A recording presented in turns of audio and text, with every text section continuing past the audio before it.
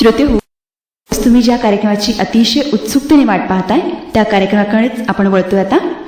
ऐकूया चंदेरी दुनिया सोनेरी पानं या मालेत प्रसिद्ध पार्श्वगायिका आशा भोसले यांच्या कार्याचा परिचय करून देणारा हा कार्यक्रम. लेखन वंदना धनेश्वर यांचं, तर सादरकर्ते आहेत ज्योती स्वामी.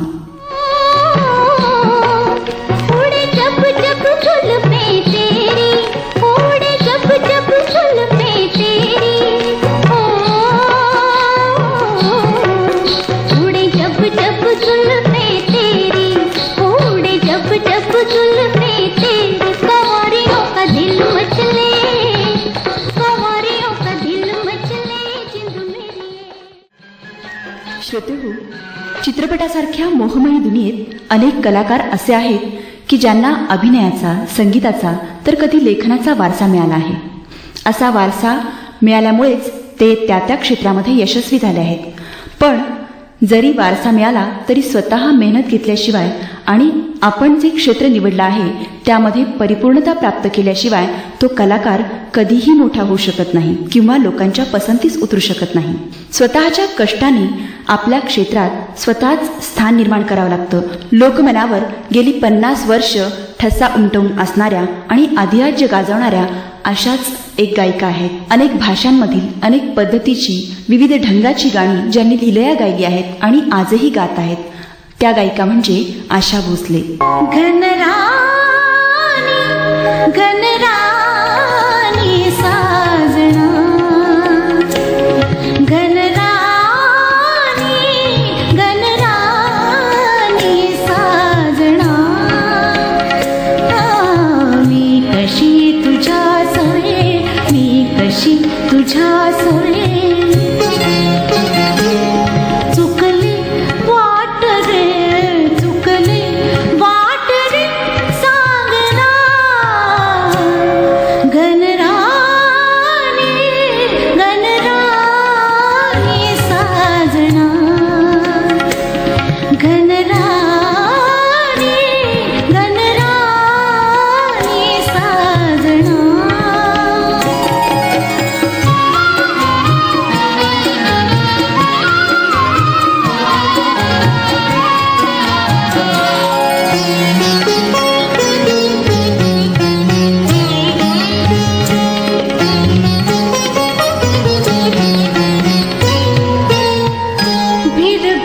आशा भोसले म्हणजेच पूर्वाश्रमीच्या आशा मंगेशकर.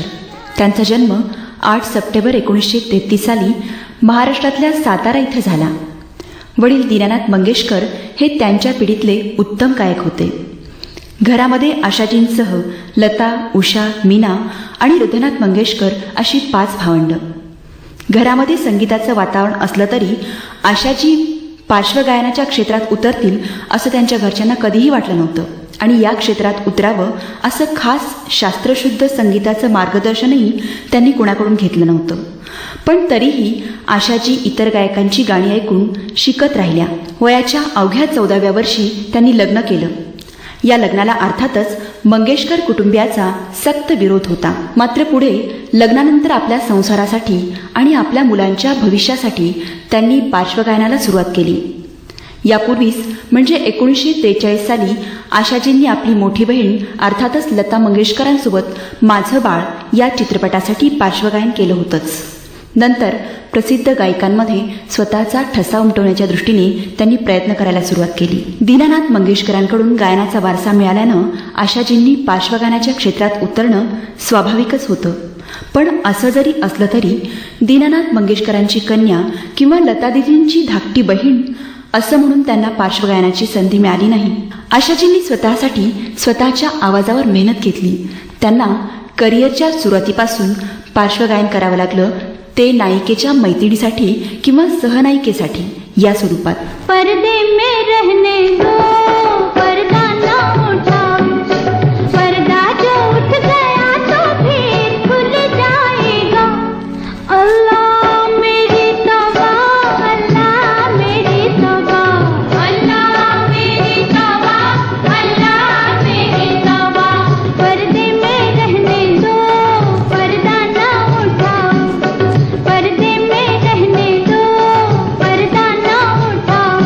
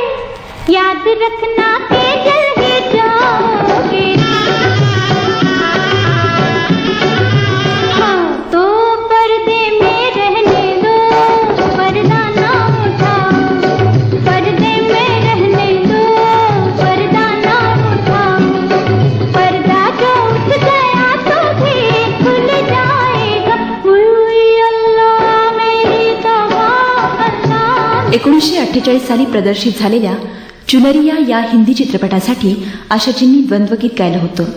पण असं असूनही आशाजींना त्यांच्या आवाजाला साजेशी गीतं गायला मिळालीच नाहीत. मात्र 1950च्या दशकामध्ये तर त्यांनी इतर कोणत्याही पार्श्वगायकापेक्षा सर्वाधिक गाणी गायली आणि तिथूनच खरं तर त्यांच्या कारकिर्दीला सुरुवात झाली.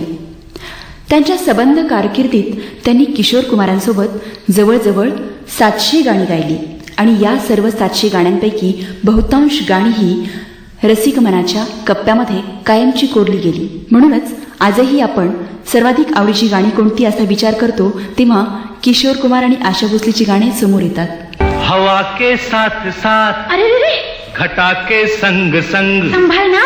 हवा के साथ साथ, घटा के संग संग, ओ साथी चल, मुझे लेके साथ चल तू, यूं ही दिन रात चल तू, संभल मेरे साथ चल तू, ले हाथों में हाथ चल तू, ओ साथी चल, मुझे लेके साथ चल तू, यूं ही दिन रात चल तू, संभल मेरे साथ चल तू, ले हाथों में हाथ चल तू, ओ साथी चल.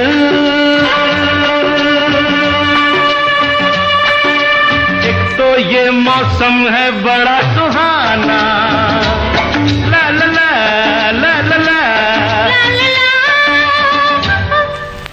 एक तो ये मौसम है बड़ा सुहाना,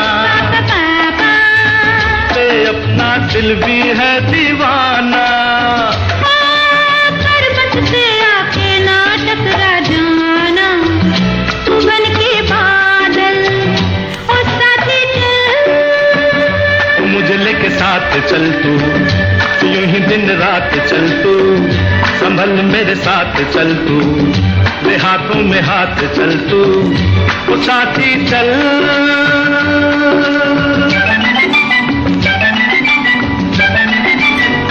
आशा भोसले यांनी पार्श्वगायनाचं क्षेत्र निवडल्यानंतर अनेक उत्तमोत्तम संगीत दिग्दर्शकांकडे कामं केली. त्यामध्ये O.P. Nayyar, Jaydev, Khayyam, Roshan, Salil Chaudhari, S.D. Burman, R.D. Burman आणि आजच्या काळातील A.R. रेहमानपर्यंत अनेक संगीतकारांकडे उत्तमोत्तम गीतं गायली. अशा संगीतकारांकडे काम करता करताच आशाजींना खूप काही शिकायला मिळालं. त्यांच्या कारकिर्दीमधला महत्त्वाचा टप्पा म्हणजे 1950 ते 1960चं दशक. या दशकात आशाजींनी अनेक अजरामर अशी गाणी गायली. आशाजींचं पार्श्वगायिका म्हणून नाव झालं ते याच दशकात. O.P. नय्यर यांनी आशाजींना संधी दिली ती पार्श्वगायिका म्हणून आणि ते चित्रपट होते 1927 सालातील तुमसा नहीं देखा आणि नया दौर. या 2 चित्रपटांनंतर मात्र बहारे फिर भी आएगी, प्राण जाए पर वचन न जाए, मोहब्बत जिंदगी है अशा एक ना अनेक चित्रपटांसाठी त्यांनी हिट गाणी दिली. अशा विविध चित्रपटांमधून त्यांनी अतिशय समर्थ अशी गाणी गायली.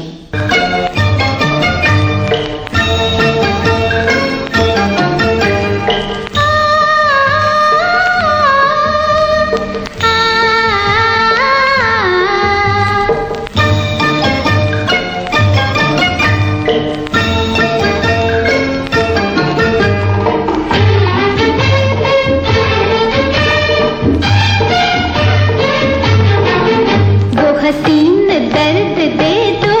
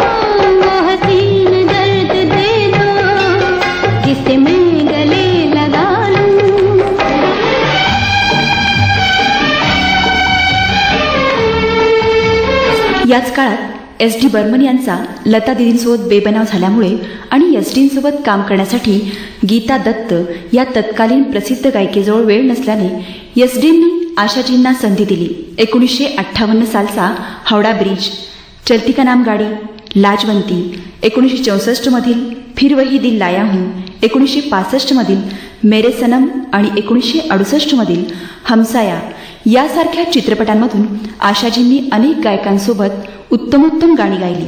हाल कैसा है जनाब का, क्या ख्याल है आपका, तुम तो मचल गए ओ ओ ओ, यूं ही फिसल गए आ आ आ.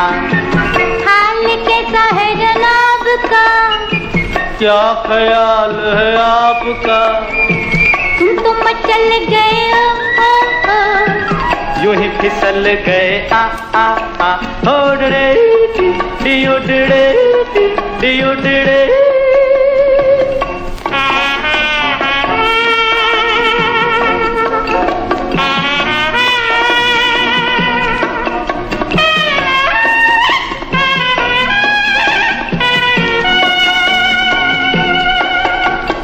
बहकी बहकी चले है पवन जो उड़े है तेरा आंचल. छोड़ो छोड़ो, देखो देखो गोरे गोरे काले काले बादल. कभी कुछ कहती है कभी कुछ कहती है, जरा नजर को संभालना. हाँ हाँ, हाल कैसा है जनाब का, है, क्या ख्याल है आपका, ओए, तुम तो मचल गए ओ ओ ओ. यूं ही फिसल गए आ आ आ.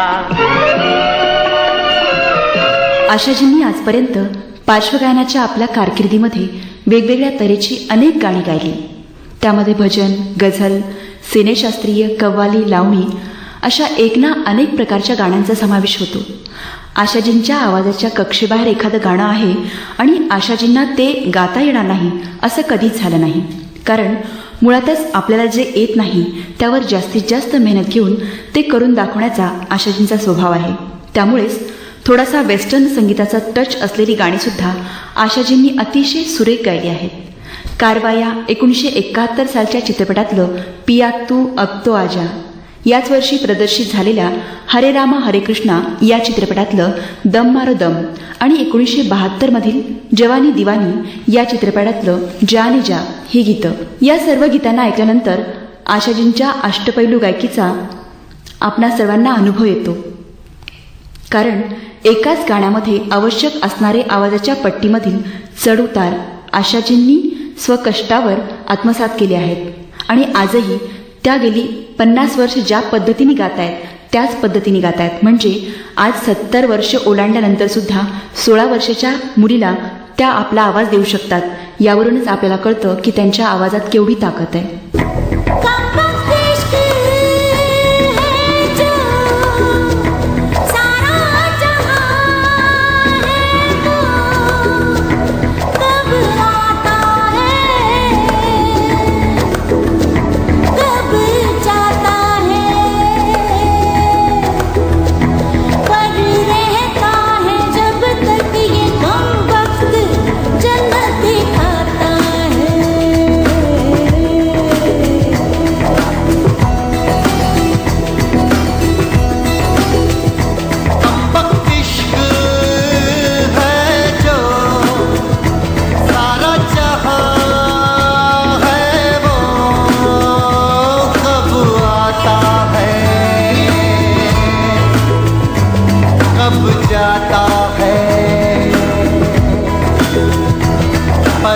रहता है जब तक ये कमबख्त जन्नत दिखाता है.